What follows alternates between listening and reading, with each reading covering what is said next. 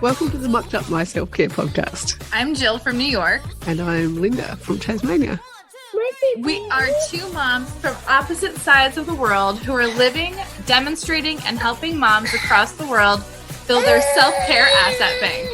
Ready to dive in? Messy, interrupted, imperfect, and most of all mucked up. Let's get going. Good morning. Good morning. Good evening. Our last episode for 2024. Can you believe it? Oh my gosh. Crazy. Anyway, it's been such a treat to be alongside you. And I think it's my turn to go first for highs and lows. Yes, please start us off, Linda. So I think the high for me would be, oh goodness, just feeling very positive about next year and what that looks like and what that means for me and my family and the kids and my writing and this podcast and lots of other things. So that's been one, I think, high, just having that reflective time to look over everything and think about everything and new goals and new plans and all that sort of stuff. Awesome. And my low, just the general busyness and overwhelm of having extra people around. I love the conversations, I love the company, but there's still the introverted part of me which wants to just sit at this desk and write for a few hours and be left alone. Like not just be left alone, but have some guarantee that I will be left alone. Like, because sometimes I get left alone and then it comes as a surprise and then I think, oh goodness. And then other times I don't get left alone when I really do need to be left alone. And all of those touched out, overwhelmed, over feelings, if you know what I mean. Yes. Yeah. What about you? Highs, lows? Oh boy. All right. So my high, I think, has been for the season that Declan's been super interested in our Advent calendar. Just coming out of Christmas, we try to be consistent with doing one, and we've read the Bible every day leading up to Christmas. He's been matching his like the days to, we'd take a sticker off of a piece of paper and then put it on the wreath of the calendar. So he's been matching up the numbers and colors and really like taking initiative to do it. But we decided to do, in order for him to get his prize every day after reading, he has to pick a toy of his to donate.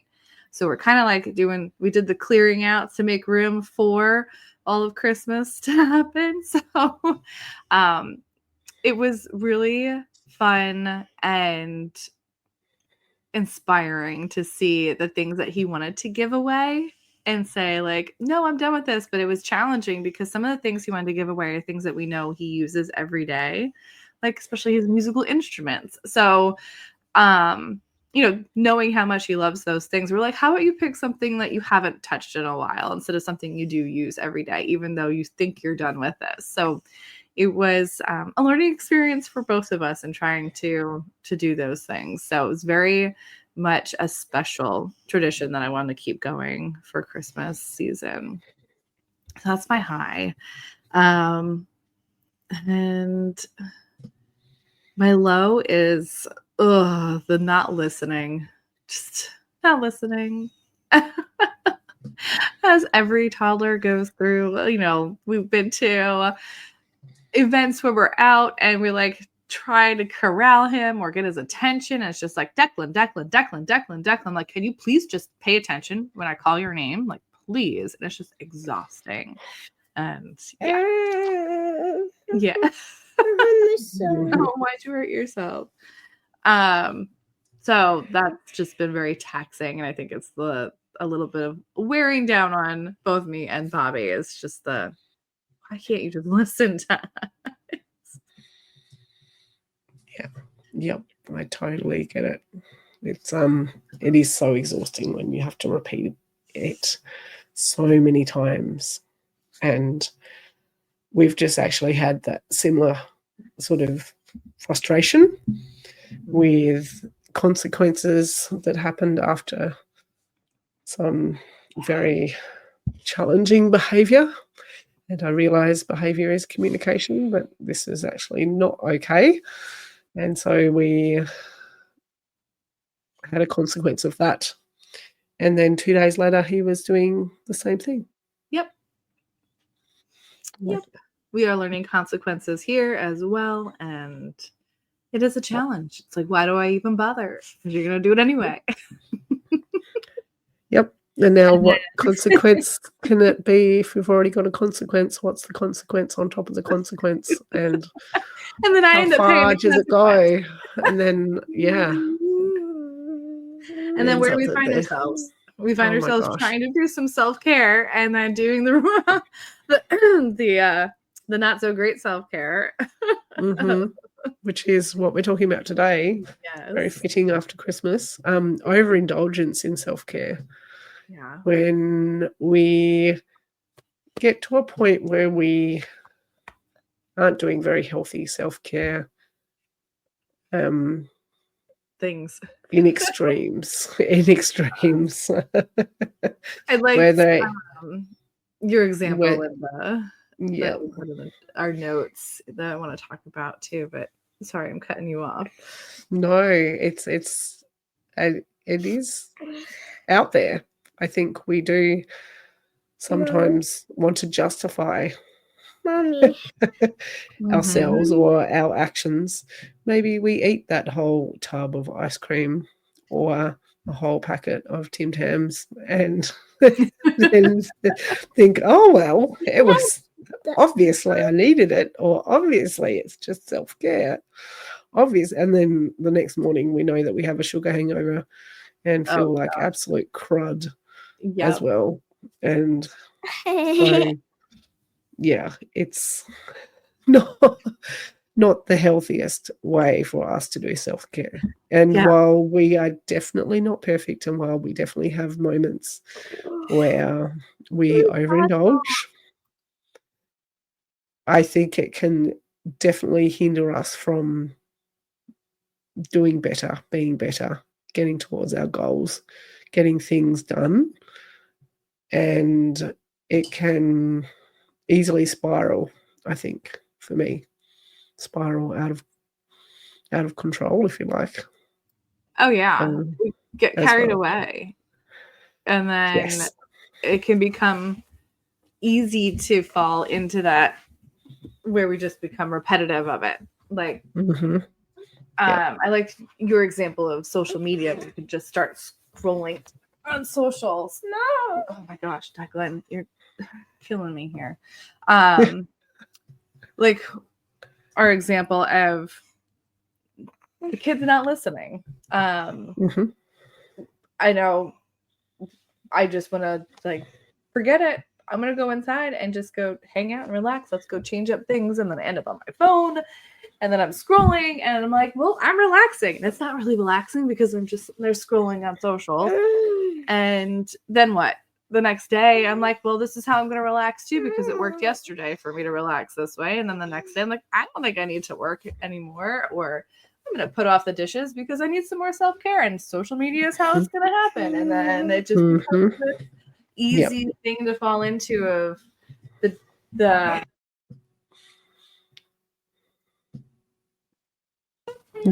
call it the cheap dopamine. Like and then we watch.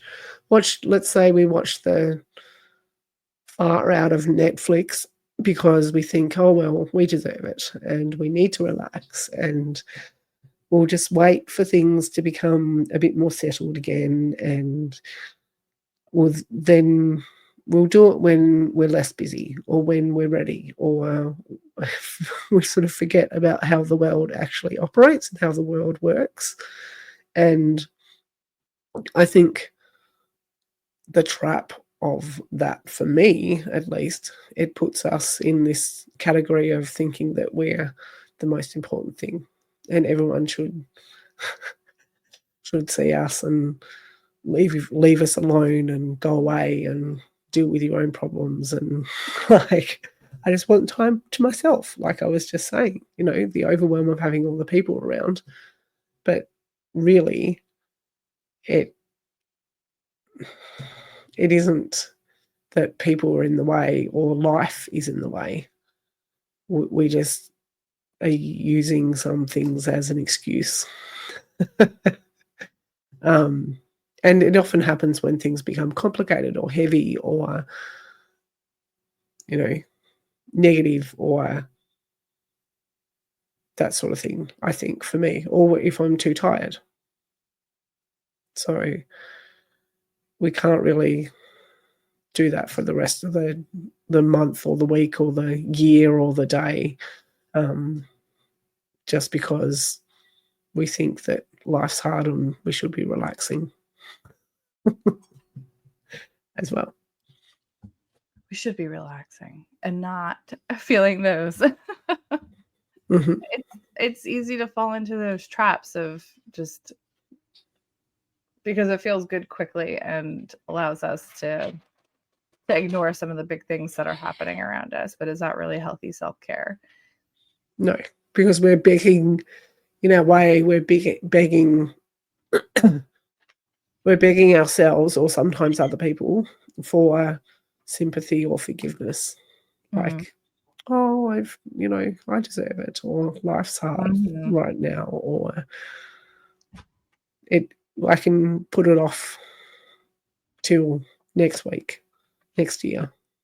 Yeah, it changes that feeling of giving ourselves permission or others giving us permission, and that we're looking at for it's just the weird. It's not the right kind of permission. Like are we taking advantage of that that opportunity to even share self-care with others and like and then what does that do for when other people are looking to find some self-care? Like that's not helpful to anybody. That's what we want to have these conversations to get others, healthier options or just different options for plugging those energy leaks in other ways. Yeah, it's